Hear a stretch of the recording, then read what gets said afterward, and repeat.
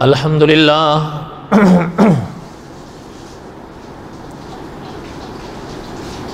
الحمدللہ حمدا کثیرا طیبا کما امر ونشہد ان لا الہ الا اللہ وحدہ لا شریک لہ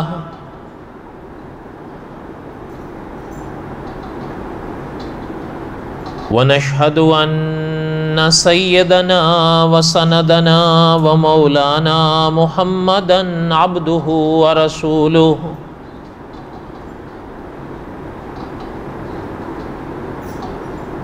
اما بعد اعوذ باللہ من الشیطان الرجیم بسم اللہ الرحمن الرحیم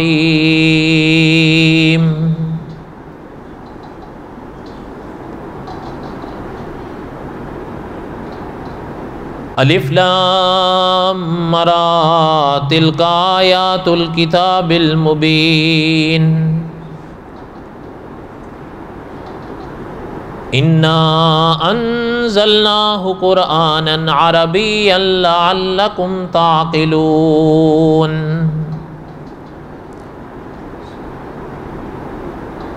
نحن نقص علیک احسن القصص بما اوحینا الیک ھذا القرآن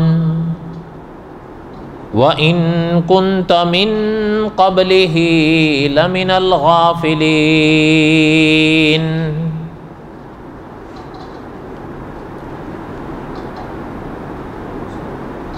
وقال النبي صلی اللہ علیہ وسلم من يرد اللہ به خیرا یفقہ فی الدین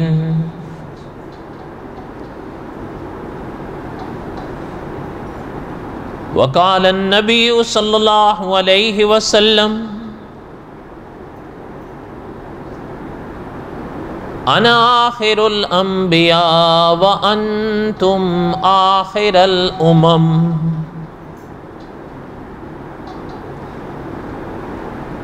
صدق اللہ العظیم وصدق رسولہ النبی الکریم ونحن على ذلك لمن الشاہدین والشاکرین والحمد للہ رب العالمین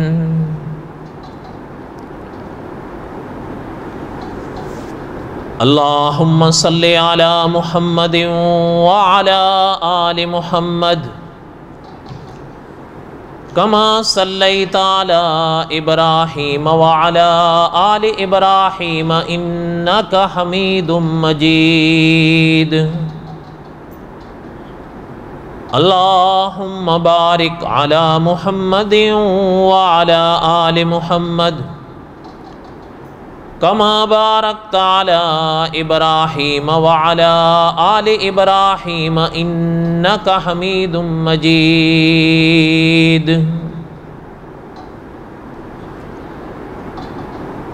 یا ربی صلی وسلم دائما ابدا علی حبیبک خیر الخلق کلہم هو الحبیب الذی ترجا شفاعته لكل حول من الاحوال مقتحم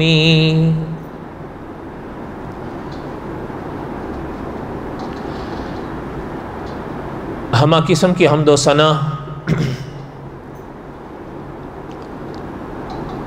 اللہ ذات لم یذل لا یزال کی پاک ذات کے لیے صدق کے دل سے لا تعداد مرتبہ درود و سلام امام الانبیاء حضرت محمد رسول اللہ صلی اللہ علیہ وسلم کی پاک ذات کے لیے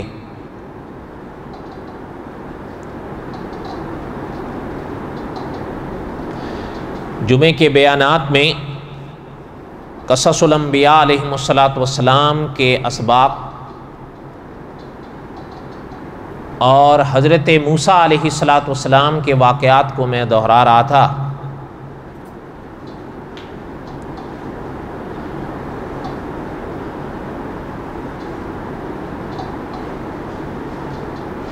حضرت موسیٰ علیہ السلام کے واقعات میں جو عنوان ہے حضرت موسیٰ اور حضرت خضر علیہ السلام کی ملاقات کا،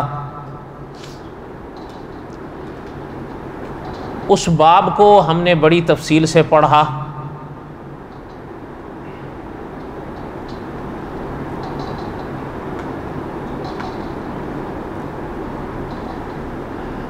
اس باب کے بعد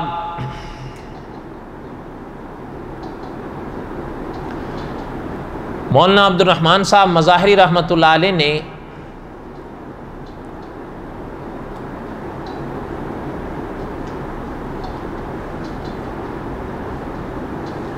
حضرت موسیٰ علیہ السلام کی وفات اور اس دنیا سے پردہ فرمانے کا عنوان قائم کیا ہے۔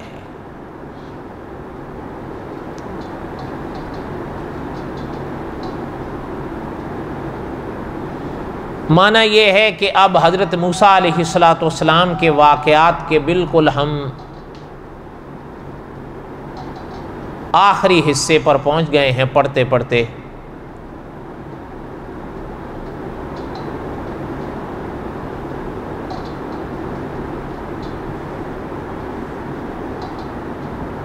لیکن حضرت موسیٰ علیہ السلام کے اس دنیا سے پردہ فرمانے کے واقعے کو پڑھنے سے پہلے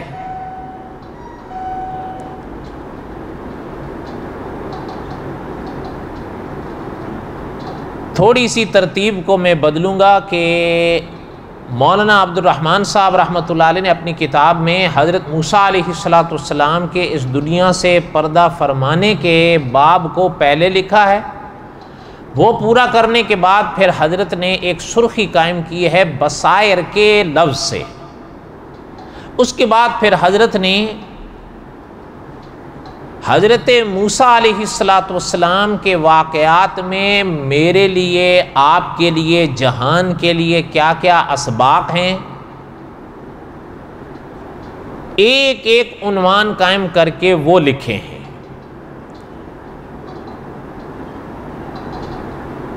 لیکن میں موقع بموقع ان کو پہلے ہی تلخیص کے طور پر زیادہ تر کو پڑھ چکا ہوں اور سنا چکا ہوں۔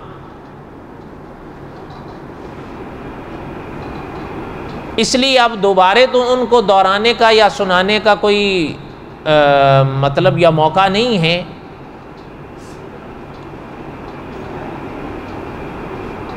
البتہ ایک سرخی ایسی تھی جس کو میں نے نہیں پڑھا تھا، اس کو پڑھ لیتے ہیں۔ اس کو پڑھنے کے بعد مولانا عبد الرحمن صاحب رحمۃ اللہ علیہ نے جو حضرت موسیٰ علیہ السلام کے اس دنیا سے پردہ فرمانے کے واقعے کو لکھا ہے، پھر ہم اس کو وہ پڑھیں گے انشاءاللہ۔ پھر یہ باب اپنے بساط تک ختم ہو جائے گا۔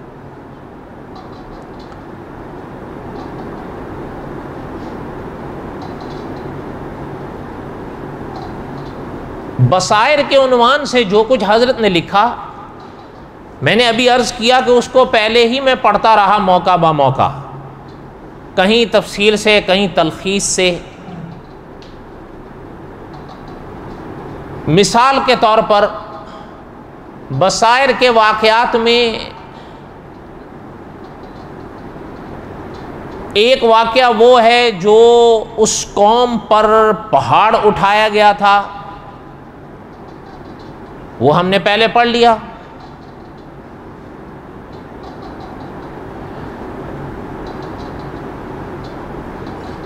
پھر بصائر کے عنوان سے ایک آگے چل کے مثلا حضرت موسیٰ اور حضرت خضر علیہ السلام کے اسی باب کے متعلق آخر میں، بالکل آخر میں حضرت نے سرخی قائم فرمائی تھی حضرت خضر اور مسائل سگانہ۔ اس کو بھی ہم نے تفصیل سے پڑھا ہے، بلکہ وہی پڑھتے ہوئے ہم ابھی تک پہنچے ہیں۔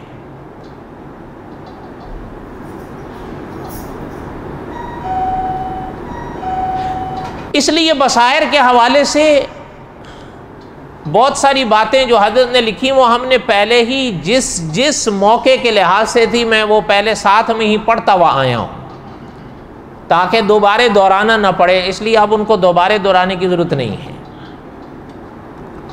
البتہ ایک سرخی میں نے چھوڑ دی تھی، اور میں کل پرسوں سے غور کر رہا تھا کہ وہ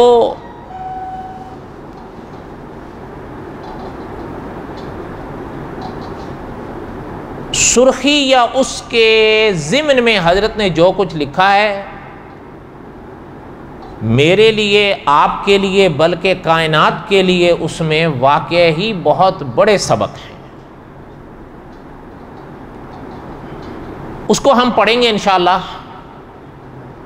اور پھر اللہ نے اگر زندگی دی تو اس کے بعد پھر یہ جو عنوان ہے وفات موسیٰ علیہ السلام وہ پڑھنا ہے انشاءاللہ، لیکن ظاہر ہے ہو سکتا ہے 1-2 جمعے لگ جائیں۔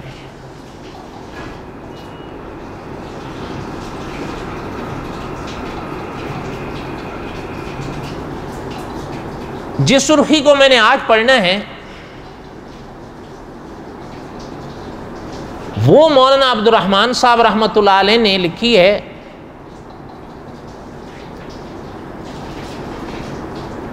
اور وہ کلام پاک میں حضرت موسیٰ علیہ السلام کے واقعات کے موقع پر میں نے عرض کیا تھا کہ علماء نے حضرت موسیٰ علیہ السلام اور حضرت موسیٰ علیہ السلام کی پاک زندگی کو عموماً 2 حصوں میں تقسیم کیا ہے۔ بعض حضرات نے تو ان پر باقاعدہ 2 جلدوں میں کتابیں لکھی، ایک حصے پہ ایک جلد، دوسری حصے پہ دوسری جلد۔ پہلا جو حصہ ہے وہ ہے حضرت موسیٰ علیہ السلام کو جو واقعات پیش آئے فرعون کے ساتھ، وہ آپ کو یاد ہوگا ہم نے بہت تفصیل سے پڑھے وہ واقعات۔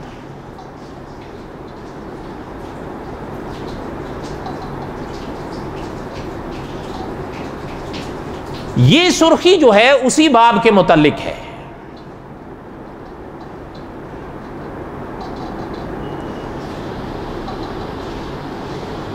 وہ یہ ہے کہ کلام پاک میں ایک جگہ اللہ تعالیٰ نے فرعون اور فرعونیوں کے ذکر کے موقع پر فرمایا وَجَعَلْنَاهُمْ أَئِمَّةً يَدْعُونَ إِلَى النَّارِ وَيَوْمَ الْقِيَامَةِ لَا يُنصَرُونَ۔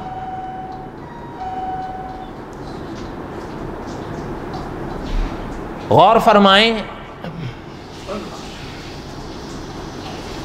اس پاک آیت کا معنی مفہوم یہ ہے وَجَعَلْنَاهُمْ أَئِمَّةً يَدْعُونَ إِلَى النَّارِ،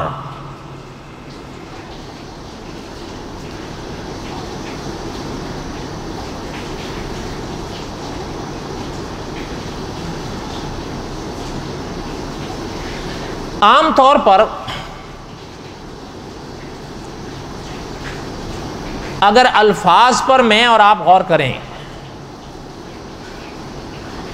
تو آنے والے یا پڑھنے والے کئی جملے ہماری سمجھ میں بیٹھنے لگتے ہیں۔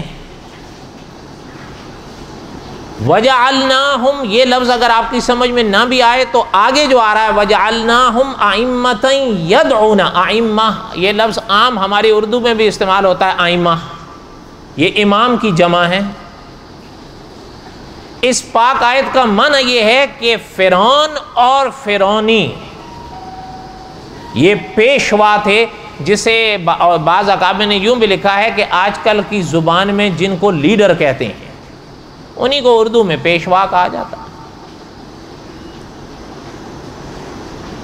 وَجَعَلْنَاهُمْ أَئِمَّةً يَدْعُونَ إِلَى النَّارِ، وہ یعنی فرعون اور فرعونی یہ پیشوا تھے دوزخ کی طرف بلانے کے۔ یدعون الی النار، نار کا لفظ آگ، وَيَوْمَ الْقِيَامَةِ لَا يُنصَرُونَ، اللہ نے فرمایا قیامت کے دن ان کو کوئی مدد نہیں ملے گی۔ یہ اس پاک آیت کا مفہوم ہے، بڑا صاف ہے، بالکل واضح ہے۔ وَجَعَلْنَاهُمْ أَئِمَّةً يَدْعُونَ إِلَى النَّارِ وَيَوْمَ الْقِيَامَةِ لَا يُنصَرُونَ۔ فرعون اور فرعونی یہ پیشوا ہیں دوزخ والوں کے لیے، اور قیامت کے دن ان کی کوئی مدد نہیں کی جائے گی، بے یار و مددگار رہیں گے۔ یہ تو اس پاک آیت کا مفہوم ہے، لیکن مولانا عبد الرحمن صاحب رحمۃ اللہ علیہ نے ایک ورق میں جو کچھ اس پر لکھا ہے، یقین کریں آپ کہ اگر میں اور آپ اس کو سمجھنا چاہیں ہمارے رونگٹے کھڑے ہو جائیں۔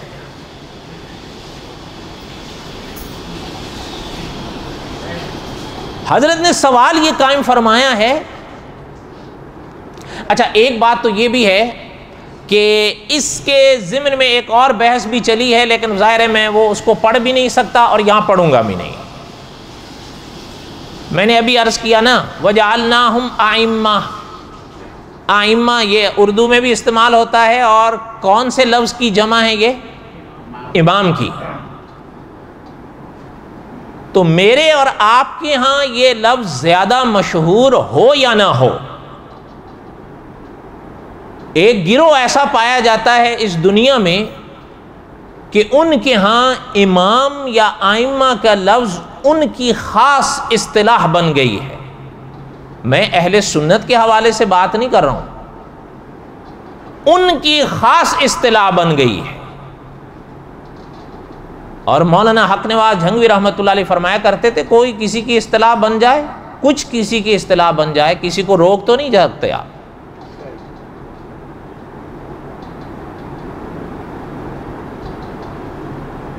انہوں نے بڑا بھیانک معنی کیا ہے اس لفظ کا۔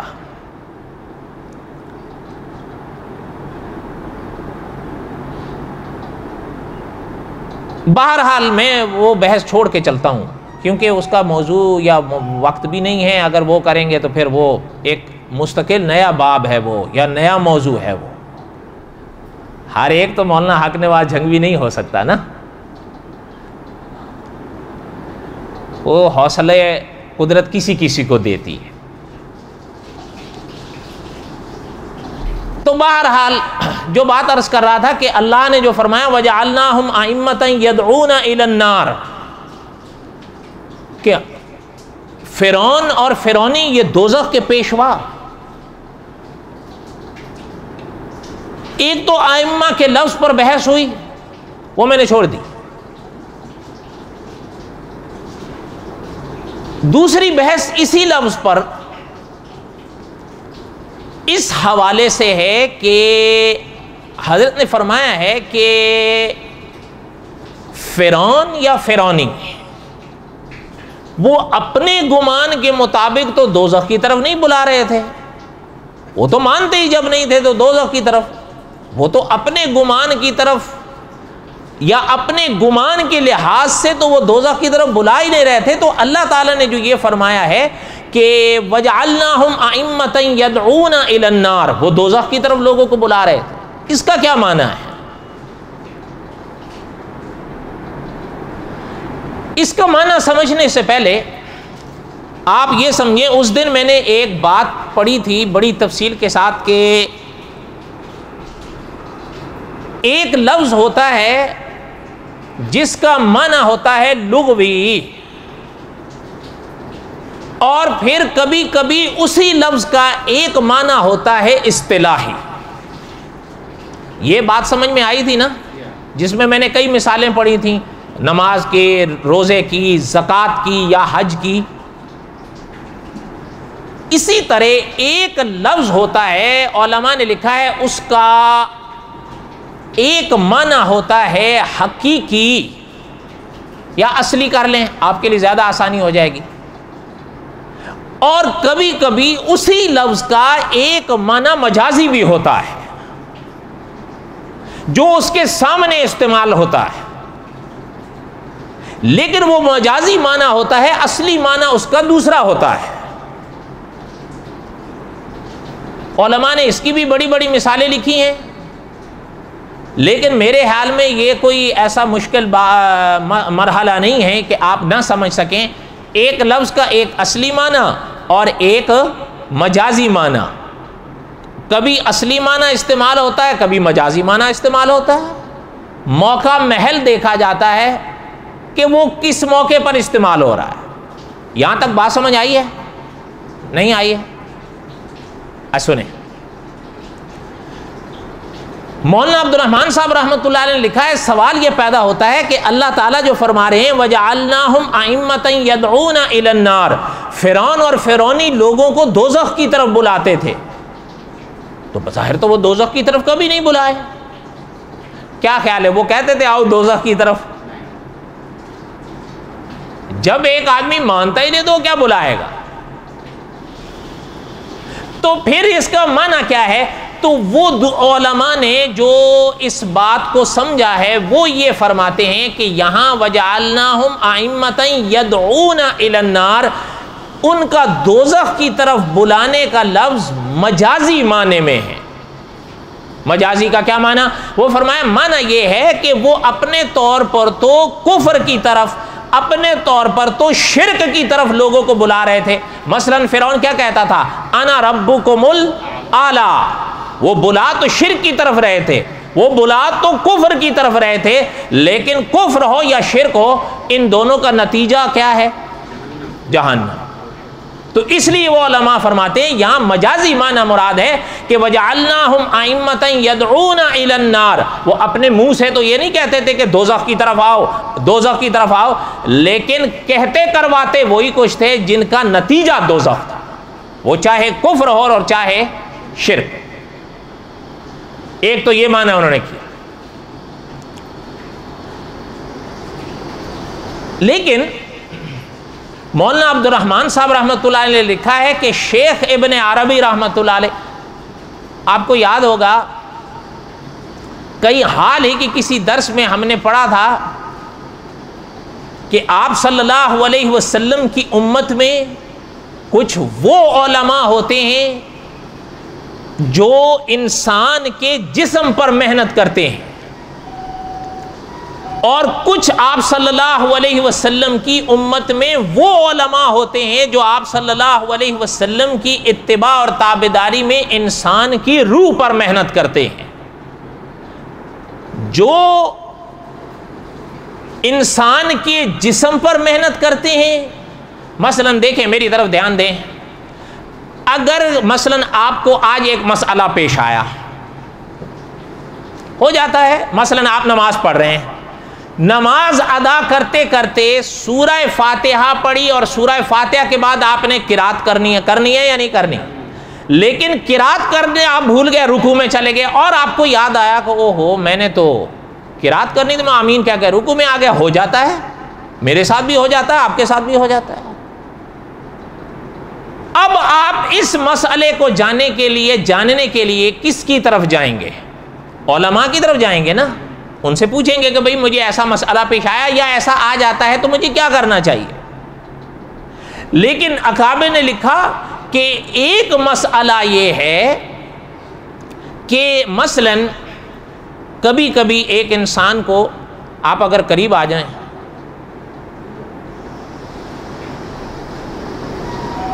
یہاں تھوڑا آپ دیکھتے رہیں گے تو میں بے فکر ہو جاؤں گا اس سے۔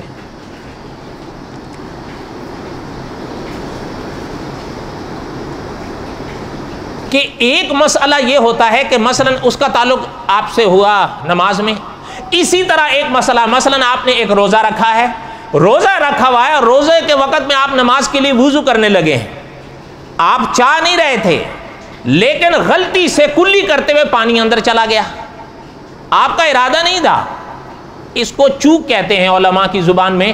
اب آپ نے دیکھا اوہو یہ کیا ہو گیا، ظاہر بات ہے اب آپ کا روزہ ہوا یا نہیں ہوا یہ مسئلہ جاننے کے لیے آپ کن کے پاس جائیں گے؟ وکیل کے پاس جائیں گے، علماء کے پاس جائیں گے، مانی ہوئی بات ہے۔ اسی طرح کعبہ نے لکھا ہے کہ کچھ مسائل ایسے ہوتے ہیں کہ یعنی آپ ہو سکتا ہے آپ نہ مانیں، بعض اکابر نے فرمایا ہے کہ کچھ، اب جیسے یہ مسائل ہیں ان کا تعلق اعمال کے ساتھ ہے، کچھ مسائل ایسے ہوتے ہیں ان کا تعلق روح اور دل کے ساتھ ہوتا ہے.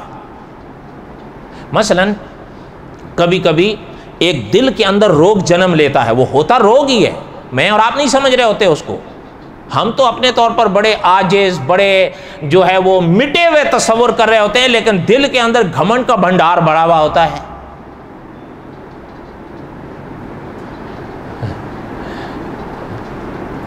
اس لیے علماء نے لکھا ہے اللہ نہ کرے اگر کسی کو یہ مسائل پیش آ جائیں تو وہ پھر کن کے پاس جائے گا؟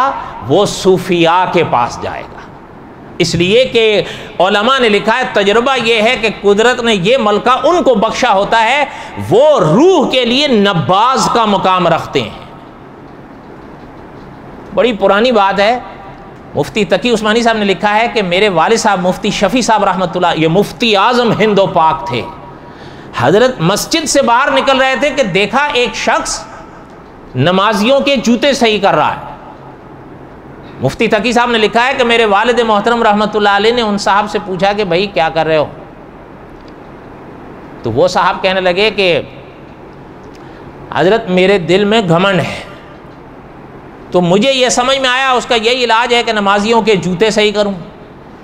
مفتی تقی صاحب نے لکھا ہے کہ میرے والد صاحب رحمۃ اللہ نے فرمایا ان سے کہ آئندہ یہ نہیں کرنا، جاؤ یہاں سے. حضرت نے فرمایا تمہیں کوئی گھمنڈ ومنڈ نہیں. بات سمجھ آئی؟ اہل اللہ کی نظر ہوتی ہے نا، یہ بالکل ایسا. اچھا بعض اکابر نے یہ بھی لکھا ہے کہ مولانا اشرف علی تھانوی رحمۃ اللہ علیہ اتنی بڑی شخصیت، ایک دفعہ مولانا رشید احمد گنگوہی رحمۃ اللہ علیہ کو دیکھا، خود فرمایا دور طالب علمی تھا لیکن حضرت کی طرف کشش تھی بیعت کے لیے. فرمایا حضرت کو دیکھا تو موقع آیا حضرت سے ملنے کا، تو فرمایا اچھا یہ مولانا رشید احمد گنگوہی رحمۃ اللہ علیہ، آپ مجھے نہیں پتا آپ جانتے ہیں کہ نہیں، 100 سال ہو گئے ہیں ان کو اس دنیا سے گئے ہوئے، لیکن ہمارے اکابر نے لکھا ہے کہ اپنے وقت کے ابو حنیفہ تھے رحمۃ اللہ علیہ، اتنی بڑی شخصیت تھی. مولانا فرماتے ہیں کہ میں حضرت سے ملاقات کی، مصافحہ کیا، تو میں نے کہا کہ حضرت میں آپ کے ہاتھ پر بیعت کرنا چاہتا ہوں. مولانا تھانوی نے فرمایا، تو فرمایا حضرت نے میری طرف دیکھا تو کہ مجھ سے پوچھا کیا کرتے ہو؟ میں نے کہا حضرت پڑھتا ہوں. فرمایا پڑھنے کے دوران بیعت کے خیال کو شیطان کا وسوسہ سمجھو، جاؤ یہاں سے. نہیں سمجھ آئی بات؟ اب نہیں سمجھ آئی؟ فرمایا پڑھنے کے دوران بیعت کے خیال کو شیطان کا وسوسہ سمجھو، جاؤ یہاں سے، پڑھو، اپنی تعلیم مکمل کرو. شیطان چاہتا ہے میں اور آپ دین پڑھیں؟ بولو تو صحیح. وہ کب چاہتا ہے؟ وہ تو چاہتا ہے میں اور آپ کچھ اور پڑھیں. تو جب اس کو وہ راہ نہیں ملتی تو وہ پھر ان راہوں سے آتا ہے، پہد کر لو تاکہ اس کی پڑھائی سے توجہ. تو اب یہ اہل اللہ کی نظر ہے نا. فرمائے اس وقت بیعت کے خیال کو شیطان کا وسوسہ سمجھو، جاؤ یہاں سے. علماء نے لکھا ہے یہ صوفیاء کا کام ہوتا ہے. اب وہ علماء جن کے پاس آپ اور ہم مسائل لے کر جاتے ہیں، انہوں نے فرمایا وَجَعَلْنَاهُمْ أَئِمَّةً يَدْعُونَ إِلَى النَّارِ وَيَوْمَ الْقِيَامَةِ لَا يُنصَرُونَ. یہ جو اللہ فرما رہے ہیں اس کا معنی مجازی ہے.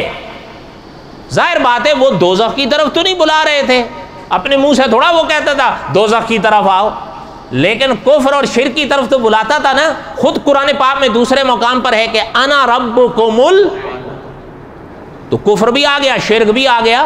تو علماء نے لکھا ہے معنی یہ ہے کہ کفر ہو یا شرک ہو دونوں کا نتیجہ کیا ہے؟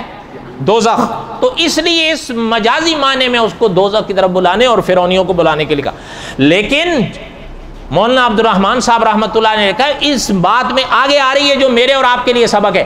ابن عربی رحمۃ اللہ علیہ یہ صوفیاء میں بڑے گزرے ہیں.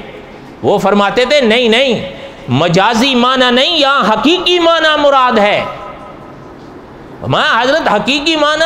فرمایا ہاں. بلکہ ایک مقام پر تو صاحب قصص الانبیاء نے لکھا ہے کہ جب ایک لفظ کا حقیقی معنی کلام پاک کا لیا جا سکتا ہے تو دوسرا معنی لینے کی ضرورت کیوں ہے؟ فرمایا حضرت بات نہیں سمجھ آئی.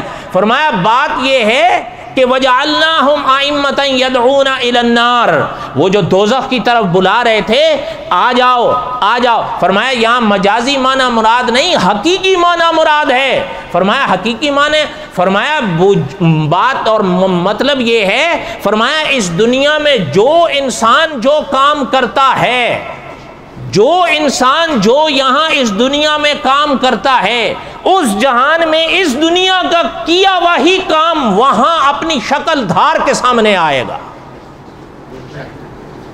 یہاں کوئی کفر اپنایا اللہ نہ کرے تو کفر وہاں دوزخ کی آگ کی صورت میں ہی سامنے آئے گا. اللہ نہ کرے اگر کوئی دوزخ، اگر کوئی شرک اپنایا ہے تو حضرت نے لکھا ہے کہ وہاں شرک دوزخ کی آگ کی لپٹوں کی صورت میں ہی سامنے آئے گا، مجازی معنی نہیں ہے. فرمایا یہی میں اور آپ دنیا میں جو کر کے جا رہے ہیں اس جہان میں وہ ایک الگ صورت دھار کے سامنے آئے گا.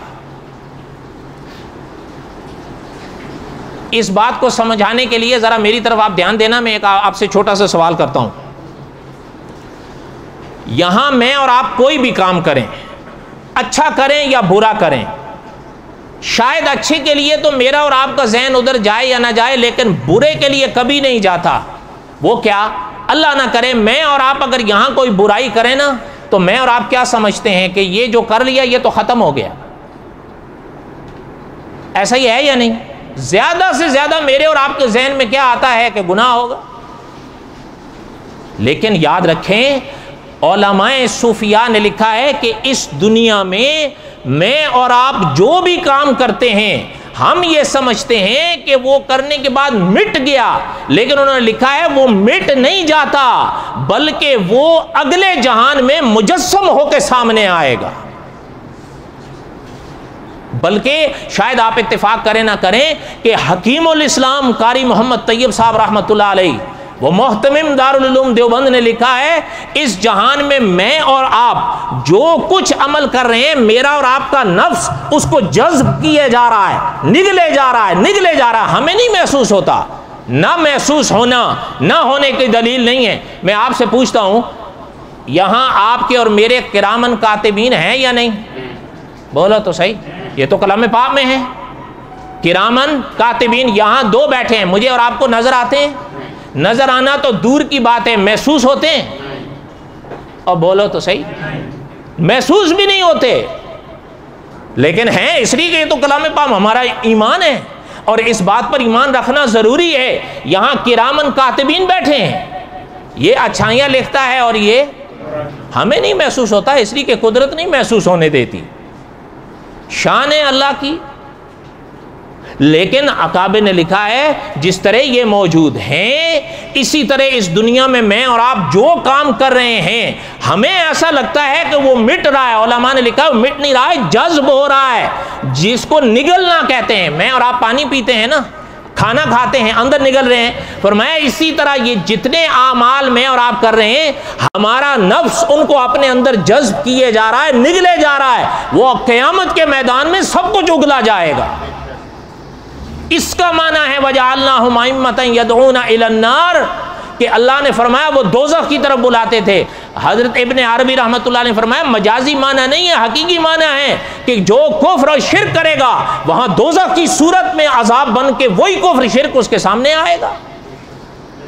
آگے بات سنیں، آپ اتفاق کریں یا اختلاف کریں. قاری طیب صاحب رحمۃ اللہ علیہ نے لکھا ہے اللہ نہ کرے، اللہ اپنی پناہ نصیب فرمائے، آج اگر کوئی شخص یہاں اس دنیا میں حرام کاری کرتا ہے، اللہ نہ کرے، حضرت نے لکھا ہے وہ یہاں کر کے شاید یہ سوچتا ہے بس ختم ہو گیا. انہوں نے لکھا ہے یہ ختم نہیں ہوا، یہ اندر جذب ہو گیا ہے. قیامت کے میدان میں یہی حرام کاری سانپ بن کے اندر سے نکلے گا. یہ حضرت نے لکھا، آپ مانے نہ مانے، بس اللہ اپنی پناہ نصیب فرمائے. یہ موضوع ابھی ادھورا ہے، کوئی فیصلہ نہیں کرنا. اس پہ میں پرسوں انشاءاللہ بات کروں گا کیونکہ یہ موضوع وہاں تک پہنچ جائے گا انشاءاللہ.